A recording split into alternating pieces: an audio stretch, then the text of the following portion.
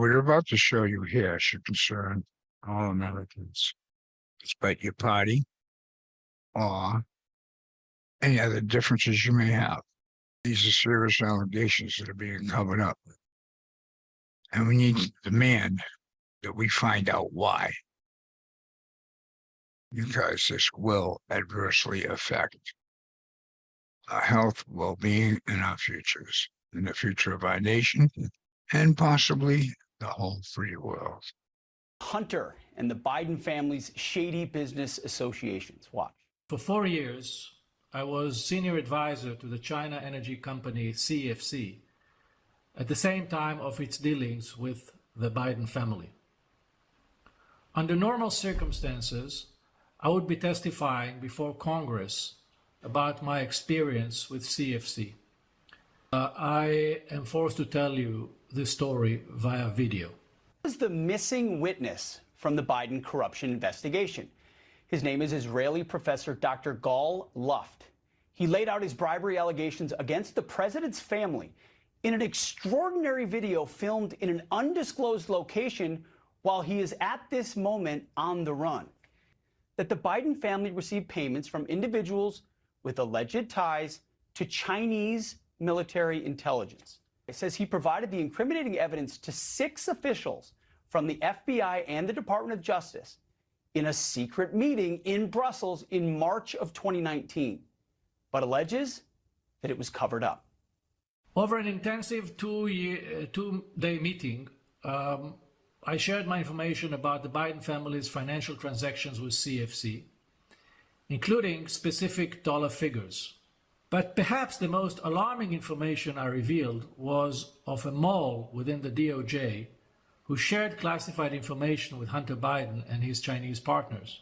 After Brussels, I never heard back from the DOJ, but instead of showing appreciation for my whistleblowing, I became public enemy number 1. Finally, in February of this year, he was arrested in Cyprus on an extradition request from the Southern District of New York for allegedly violating the Export Arms Control Act. After his arrest, he tweeted, "I've been arrested in Cyprus on a politically motivated extradition request by the U.S. The U.S. is claiming I'm an arms dealer. It would be funny if it weren't tragic. I've never been an arms dealer. DOJ is trying to bury me to protect Joe, Jim, and Hunter Biden." And he defended himself, again, in his video statement. I, who volunteered to inform the U.S. government about potential security breach and about compromising information about a man vying to be the next president, am now being hunted by the very same people whom I informed and may have to live on the run for the rest of my life. The New York Post reports that House Oversight Chairman James Comer, who was preparing to interview Luft before he disappeared, says he remains a potential witness in the Biden family probe, despite the fact that he is a fugitive at this moment. Luft's explosive allegations, well, they need to be addressed. And his motive couldn't be clearer. This does not have anything to do with partisan politics. I'm not a Republican. I'm not a Democrat. I have no political motive or agenda. I did it out of deep concern that if the Bidens were to come to power, the country would be facing the same traumatic Russia collusion scandal, only this time with China. Sadly, because of the DOJ's cover-up, this is exactly what happened. Well, look, I think he's going to be a witness still. That's what James Comer wants to do. He was already in talks to be a witness when he was arrested. You know, he is a fugitive. Obviously, that discredits him somewhat, but perhaps that is the aim, to stop him, as he says, to stop him from testifying. The things that he told me about the Brussels meeting and other facts about the Bidens have been corroborated since he told me about them in other ways. He's given me a document to show that that Brussels meeting was in fact scheduled by the Southern District of New York. And, you know, he's described by people who knew him in Washington, D.C. as a credible person with deep intelligence ties. He founded and ran a sort of an energy think tank, which had as its advisors such luminaries of sort of Washington, D.C. life as the former CIA director James Woolsey, former NSA director Robert McFarlane. So he was well plugged into Washington, and he was, it is correct, I have verified that he was partners with the very Chinese from CEFC that Hunter Biden and his uncle Jim Biden were receiving money from, millions of dollars. And so I guess he had the access to be able to know that information. We've heard about an FBI mole before. He's now put flesh on the bones of that. It definitely is a serious set of allegations. They should have been investigated, and it appears yet again that they weren't. He would be the fifth whistleblower whose allegations about the Bidens were just buried by the DOJ. Why would the South District of New York be involved in what should clearly be a CIA case and under their jurisdiction? What recourse does the U.S. Congress have, even we the people, against rogue intel agencies covering up and collaborating with the enemies? About this whistleblower, he named specific names, dates, places, amounts. The House Oversight and/or the House Judiciary Committee and/or the House Ways and Means Committee need to start issuing subpoenas for depositions of these people at the Justice Department, these 6 specific officials at the Justice Department that he named, and have them come in, provide their documents, get the embassy officials in Brussels and run this down. He's on the run, and you heard him say he thinks he'll be on the run for the rest of his life. He tells me that he's really in fear of his life as well.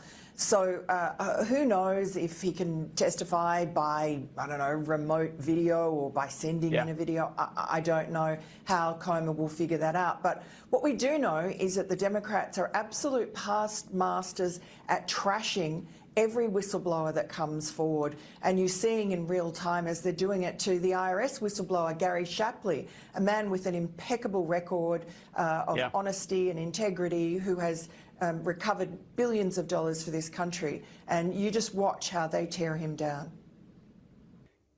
Well, the DOJ official who set up the affirmation Brussels meeting with this man, Luft, and the FBI was none other than Jeffrey Berman, then the U.S. Attorney for the Southern District of New York.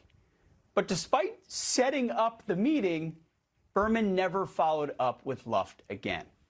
And in the fall of 2020, days after Hunter Biden's laptop was released, Luft dispatched his attorney to Washington, D.C. to meet with the Trump administration's acting Deputy Attorney General, Richard Donahue, to repeat the allegations that he'd made in Brussels that no one had followed up on. Luft showed the New York Post the emails between his attorney and the senior official confirming their correspondence. Matt Whitaker, he's the former U.S. attorney and former acting attorney general under President Trump. Matt, thanks for being here. Why would a U.S. attorney set up a meeting and then never follow up? Yeah, it's extraordinary, and it looks like the Southern District of New York was kind of running their own intelligence operation to find out what Dr. Luft knew, and then it's really surprising to have the PAYDAG from Maine Justice then meet and find out this same information. There are a lot of unverified facts here, Pete, that we're going to have to get to the bottom of, and we're going to have to verify. But remember, this gentleman was at CEFC for 4 years while Hunter Biden was getting millions of dollars. And he seemed to have a front row picture as to what was going on and how these transactions were structured and really what the money was for. And that's the most important question in this whole thing. Why won't the FBI submit to Congress the minutes from the Brussels meeting? Let everybody see what happened in Brussels. Why not? Are you trying to protect anything? Are you trying to protect anybody? It definitely is, and this is a document that should be made available to Congress.